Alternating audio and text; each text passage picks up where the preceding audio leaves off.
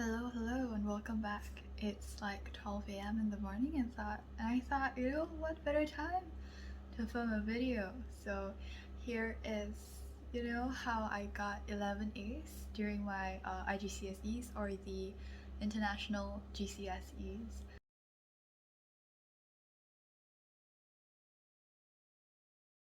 Okay, please pardon this setup because it is 12 a.m. and I decided to film this on a whim.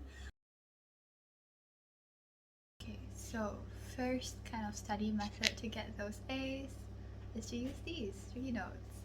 I used to do a lot of notes back in high school. I would do them from like every single chapter for every single subject.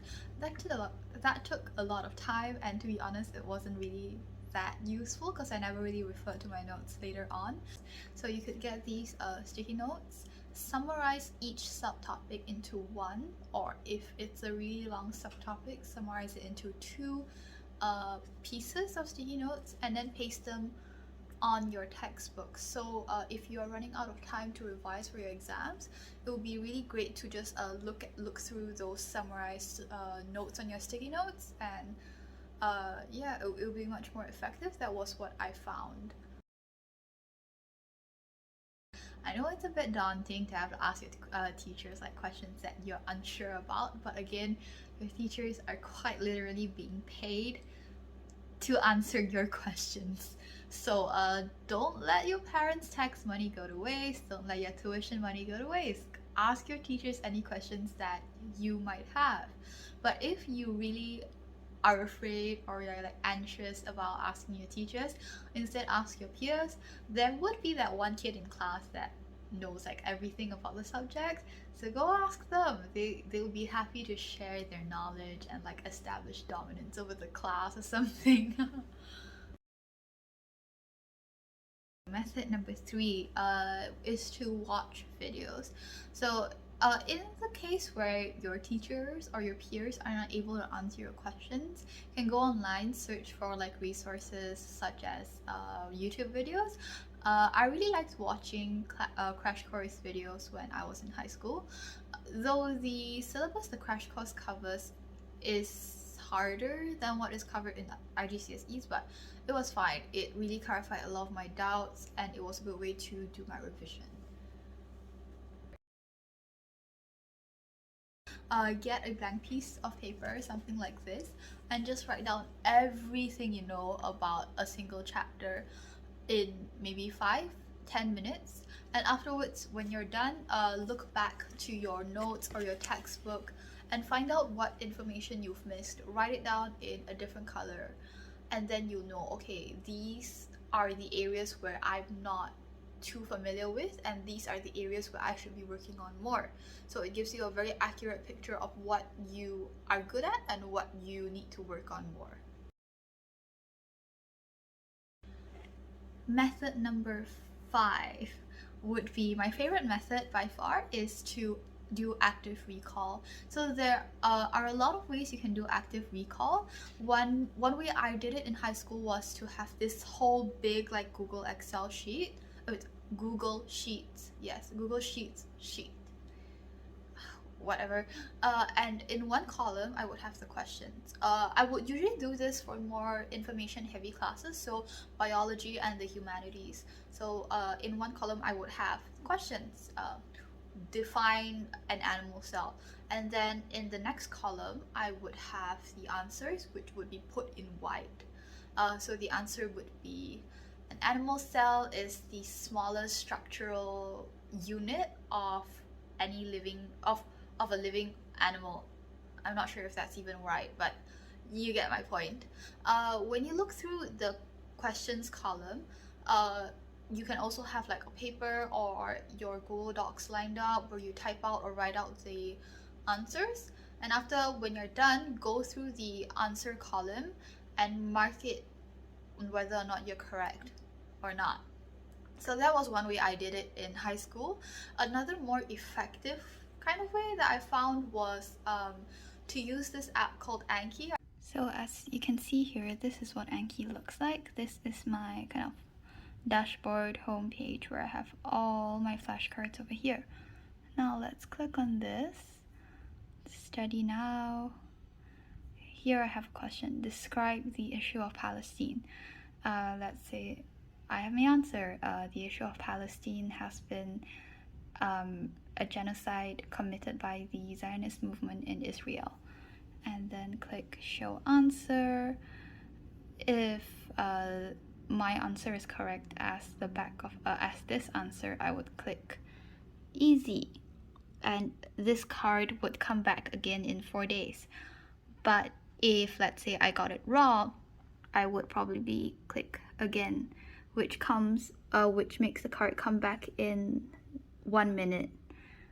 And the timing of the card reappearing in your deck again varies on how you rate the difficulty of this flashcard. And so I guess that's the beauty of Anki, because it really streamlines the whole process. So by teaching others, it doesn't have to be a human being, it could be your dog or stuffed toy. Say hi. Yeah, get a stuffed toy if you don't have any siblings or friends to revise with, and just kind of teach them everything that you've covered in class about a certain topic, because then would you truly know how well you know this topic. The most important study method ever, especially if you're taking a Cambridge syllabus. It doesn't matter if it's GCE, GCSEs, or A-levels. Do your past year papers. I cannot stress how important this method is. If you don't have enough time to revise before your exams, don't care about revising, just do your past year papers, because that's like the most effective way to learn. I kid you not.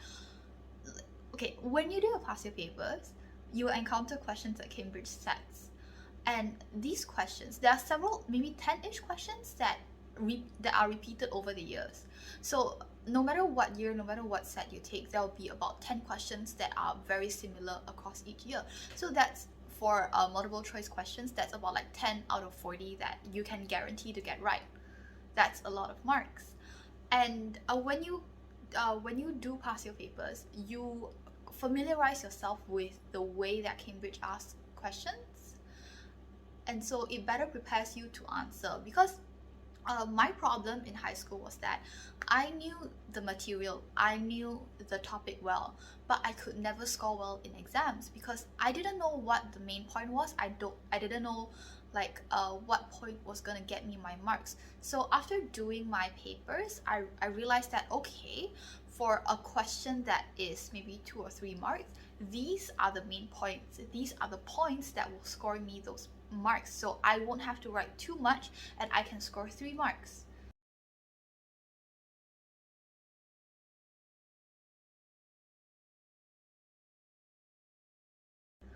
Method number 8. Yeah, method number 8 would be to have a correction book for all of the papers that you've done.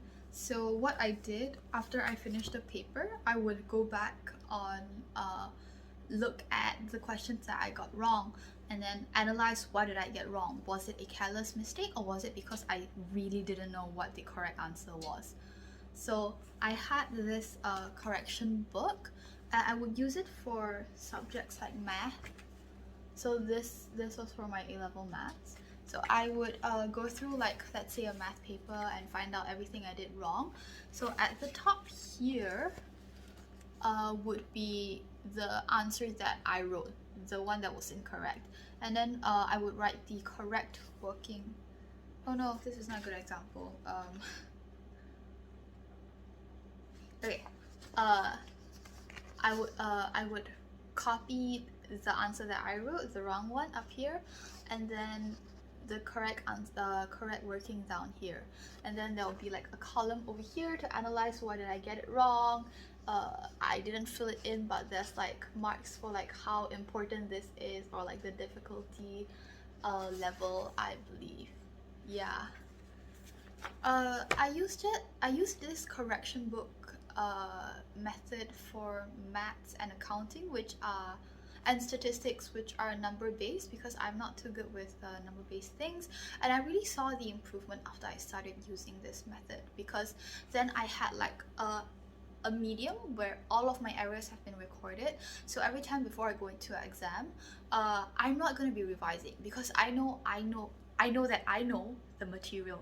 So I go through my correction book, look at all the errors I've made in the past, look at the correct way to do those questions, and so it minimizes the errors that I make, careless or not.